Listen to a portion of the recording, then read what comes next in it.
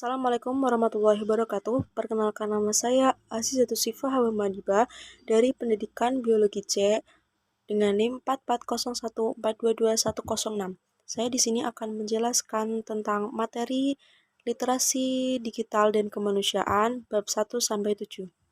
Dengarkan ya. Yang pertama, topik 1, hubungan manusia dan teknologi. Teknologi adalah ilmu terapan yang telah dikembangkan lebih lanjut dan memiliki perangkat keras dan perangkat lunak. Teknologi pada hakikatnya meliputi paling sedikit 7 unsur, yaitu alat-alat produktif, senjata, wadah, makanan, minuman, pakaian, perhiasan, tempat berlindung dan perumahan, serta alat-alat transportasi. Oleh karena itu, pengembangan keterampilan masyarakat perlu mengalami penyesuaian dengan perubahan zaman. Manfaatnya itu untuk 1, kecepatan, waktu tidak lagi menjadi kendala dalam komunikasi.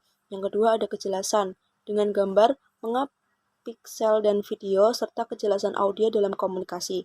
Yang ketiga, ada kedekatan, kemajuan teknologi telah membuat dunia menjadi tempat yang lebih kecil untuk ditinggali. Yang keempat, ada penyebaran. Yang kelima, ada penyimpanan data lebih aman karena kita menyimpan dengan flash disk dengan kapasitas besar. Sekarang satuannya tera. Yang topik kedua ada dampak positif teknologi. Terdapat 5 dampak positif. Yang pertama, kemampuan menggunakan teks, alat, dan teknologi untuk mengakses informasi dan hiburan. Yang kedua, kecakapan dalam berpikir kritis, menganalisis, dan mengevaluasi data. Yang ketiga, ada mampu mengkomposisikan pesan dalam praktik yang kreatif. Yang keempat, kemampuan untuk berefleksi dan berpikir etis. Serta yang kelima, berpartisipasi aktif dalam aksi sosial baik secara individual ataupun melalui usaha kolaborasi dengan berbagai pihak. Yang topik 2 itu ada dampak negatif teknologi. Dampak negatifnya, 1, pelanggaran hak kekayaan intelektual. Semakin berkembangnya iptek, semakin banyak juga informasi dan ilmu tersebar di internet. Yang kedua, ada kecanduan teknologi. Bagi sebagian orang yang baru saja kenal dengan teknologi baru, tentunya akan mengalami sedikit kecanduan. Yang ketiga, ada sarana untuk mencontek. Dalam pembelajaran daring, tentunya guru tidak bisa mengawasi siswanya ketika sedang melaksanakan ujian. Yang ketiga, ada konsep dasar load dan big data. Big data adalah istilah yang menggambarkan volume data yang besar, baik data yang terstruktur maupun data yang tidak terstruktur.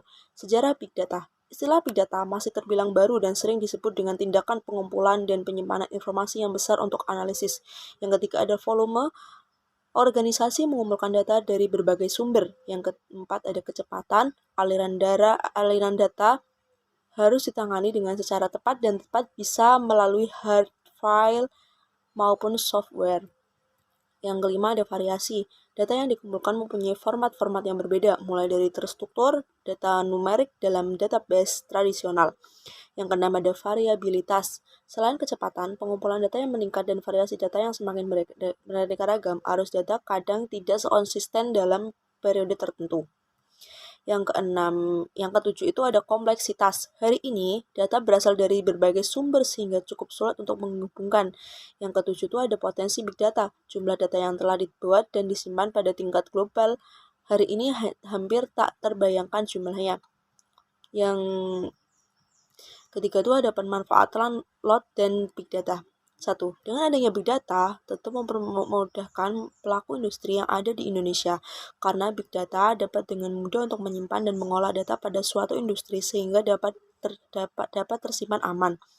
Yang kedua itu dengan adanya big data, lo tentunya mempermudah segala urusan terutama di bidang pendidikan. Semenjak adanya virus COVID-19, kita semua diwajibkan untuk melakukan kegiatan di dalam rumah dan melakukan isolasi mandiri agar terhindar dari COVID-19. Seluruh instansi pendidikan melakukan pembelajaran secara daring dan online yang membutuhkan big data load. Oleh karena itu, adanya big data dan load tentu sangat bermanfaat bagi bidang pendidikan. Topik 4 itu ada konsep dasar Artificial Intelligence. AI merupakan salah satu teknologi yang dapat mengubah sejarah manusia secara keseluruhan, terutama ketika berbicara tentang otomatisasi dan pengolahan data yang masif. Fungsinya itu adalah kemampuannya untuk mempelajari data yang diterima secara kesinambungan. Salah satu dampak terbesar yang terasa dari adanya teknologi AI itu di tempat kerja. Dalam lingkungan kerja berbasis AI tetap dibutuhkan keterampilan yang hanya dapat dilakukan manusia. Jadi teknologi berbasis AI masih membutuhkan peran manusia, bukan menggantikan manusia. Topik 5 itu ada konsep dasar e-commerce. E-commerce adalah contoh penerapan kolaborasi teknologi informasi dan komunikasi di bidang pendidikan menggunakan teknologi internet. Seperti contohnya e-learning yang memberikan fleksibilitas dalam memilih waktu dan tempat untuk mengakses pembelajaran. E-learning memberikan topik-topik atau halaman yang menarik minatnya ataupun bagian yang ia anggap sudah ia kuasai. Secara finansial, e-learning juga menghemat biaya antara lain biaya transportasi ke tempat belajar dan akomodasi secara belajar. Topik 6 itu ada etika dunia siber. Etika siber atau etika dunia maya adalah studi tentang etika sebagai cabang dari ilmu filsafat yang berkaitan dengan etika komputer dari pemakai internet dan membahas mengenai perilaku pengguna dunia maya serta apa yang dilakukan mereka pada dunia siber tersebut. Yang keenam itu ada pemanfaatan internet secara bijak. Salah satu penggunaan internet secara bijak adalah dengan menghindari plagiasi. Plagiasi terjadi salah satunya jika kita tidak memberikan sumber kutipan dan referensi dari gagasan orang lain yang kita tulis dalam tulisan kita. Topik 6 itu ada Undang-Undang ITE, Aturan Hukum tentang Informasi dan Transaksi Elektronik. Pasal 27 ayat 3 UU ITE mengatur setiap orang dengan sengaja dan tanpa hak mendistribusikan dan atau mentransmisikan dan membuat dapat diaksesnya informasi elektronik dan dokumen elektronik yang memiliki muatan penghinaan dan pencemaran nama baik. Pasal 28 ayat 2 adalah delik murni, bukan delik aduan. Kalau disesuai hukum delik aduan, memang prosesnya bisa dihentikan kalau laporannya dicabut. Tapi ada 2 pasal, jadi masih sudah mencabut pengaduannya, kasusnya belum tentu bisa berhenti. Berikut itu adalah materi yang saya rangkum dari bab 1 sampai 7. Mohon maaf. Wassalamualaikum warahmatullahi wabarakatuh.